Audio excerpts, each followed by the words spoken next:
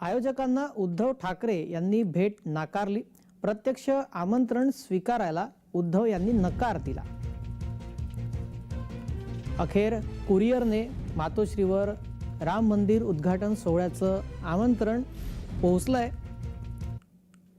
या पोहोचल्याची पावती आपण जय महाराष्ट्रावर पाहत आहात। प्रत्यक्ष उद्धव ठाकरे यांना आयोजकांनी आमंत्रण देण्यासाठी वेळ मागितला, मात्र त्यांनी भेट टाळली। त्यानंतर मातोश्रीच्या पत्त्यावर कुरिअरद्वारे हे निमंत्रण पाठवण्यात आलंय।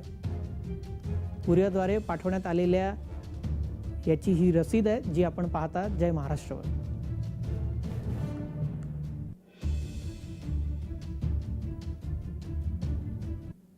या संदर्भात अधिक माहिती देत आहेत आमचे जय महाराष्ट्र वृत्तवाहिनीचे संपादक प्रसाद काथे। पाहूयात। अयोध्येत होणाऱ्या भव्य श्रीराम मंदिराच्या प्राणप्रतिष्ठा सोहळ्याच्या निमित्तानं ठाकरेंनी यावं असं न्यासाला निश्चित वाटतंय आणि त्याच निमित्तानं न्यासानं ठाकरेंपर्यंत आमंत्रण पोहोचवण्याचे सर्व प्रकारचे प्रयत्न केले। उद्धव यांच्याशी संपर्क सुद्धा साधला गेला। त्यांच्यापर्यंत भेटून आमंत्रण देण्याची इच्छाही व्यक्त करण्यात आली, पण कोणताही प्रतिसाद नेहमीप्रमाणे मातोश्रीवरून दिला गेला नाही। अत्यंत विश्वसनीय सूत्रांनी या निमित्तानं दिलेला तपशील असं सांगतोय की उद्धव यांना भेटून आमंत्रण देण्याची आणि त्यांनी अयोध्येला यावं अशी इच्छा व्यक्त करण्याची इच्छा ही राम जन्मभूमी न्यासाची होती। त्यासाठी न्यासाची आमंत्रण पत्रिका उद्धव यांना देण्यासाठी जबाबदारी ज्यांच्यावर नेमली होती त्यांनी मातोश्रीवर अनेकदा संपर्क केला।